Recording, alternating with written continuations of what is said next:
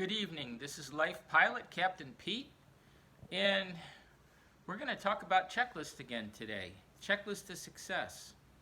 Well, why do pilots have checklists?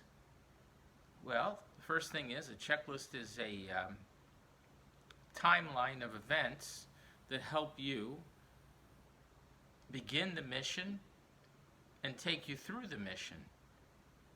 And if those checklists are followed and everything goes normal, it's a template.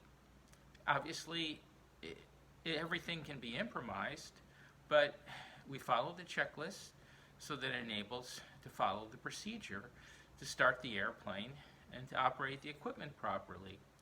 Then, what did the checklist do?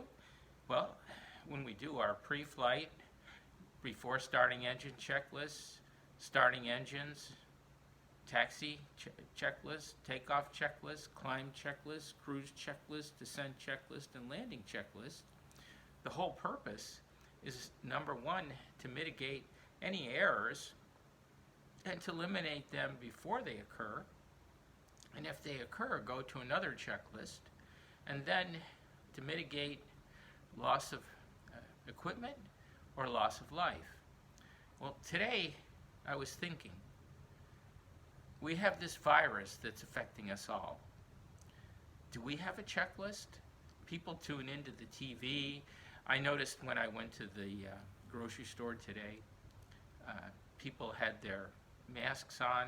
They were below the nose, or they were above the nose and there were holes in it. One of the things that I've done as a pilot since all this happened, and a long time before, was I used to get respiratory infections in the fall, and they would go for 3 or 4 months. So I started taking precautions, my own checklists. And what I did basically is I always carried handkerchiefs so that I didn't have to really handle anything. I used soap every time I touched something. Not obsessively, but anytime I had the opportunity to wash my hands, I did. I really didn't touch my face. And my whole goal was not to get sick. Getting sick was, number one, not fun because you couldn't fly. And number two, if you can't fly, you can't make money. It is a livelihood. So here in this country, we're obsessed with the coronavirus because the coronavirus is obsessed with getting us sick. Well, what are the only ways you can get sick from the coronavirus? Well, it has to enter through fluid in your eye, through your nose, or through your mouth to your respiratory system.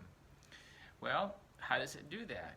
Well, you can ingest it, you can put your hands on it, somebody can cough towards you. So when you wear your mask, why are we wearing a mask?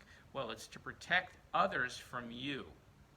So if you start with yourself and then go to those that you work with and are closely associated with, and you have a checklist where you want to keep each other healthy, and then to your community, which might be your office or where you live, it's quite simple. The problem is people don't have a checklist and they don't actually follow the rules.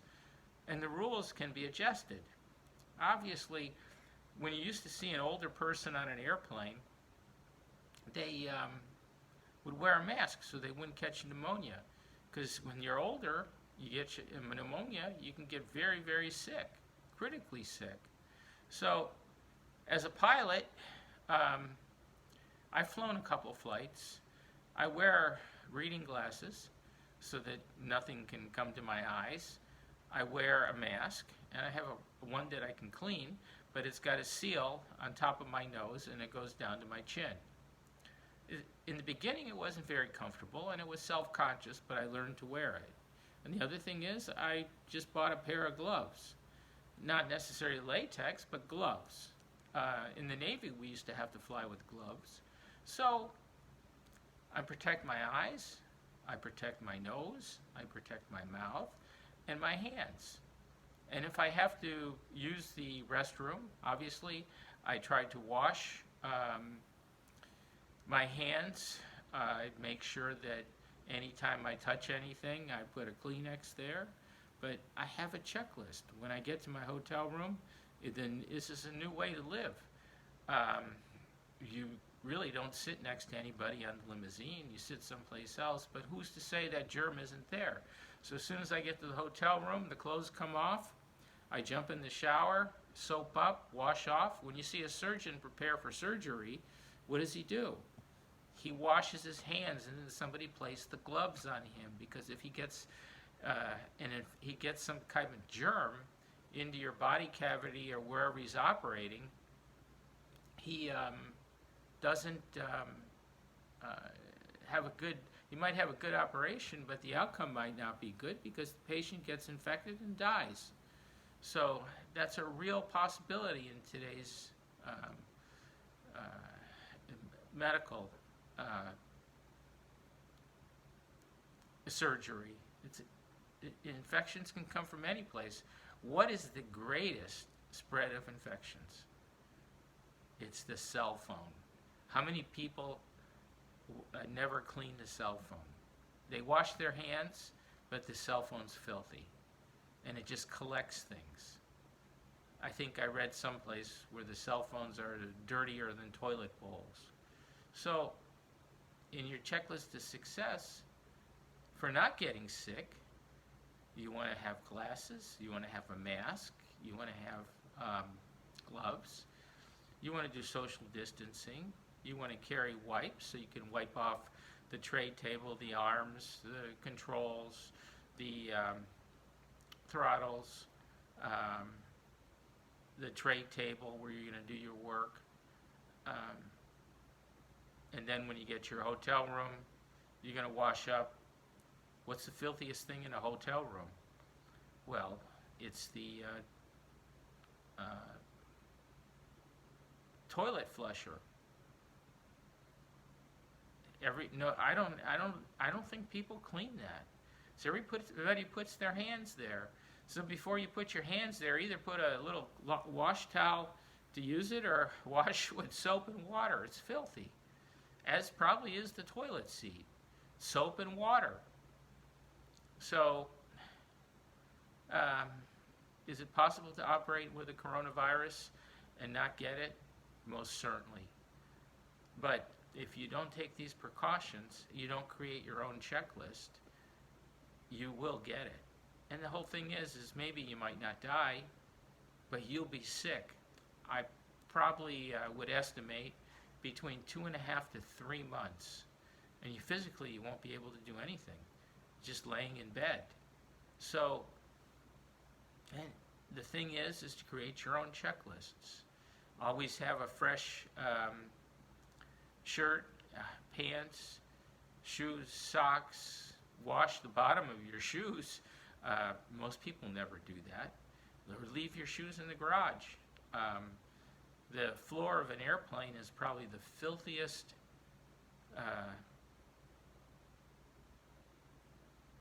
thing in the airport, besides when you take your shoes off to go through the metal detectors. People go through their barefoot, they go through in their socks. There's all kinds of germs. Luckily, as a pilot, I never have to take my shoes off. I bought special shoes that don't have any metal in them.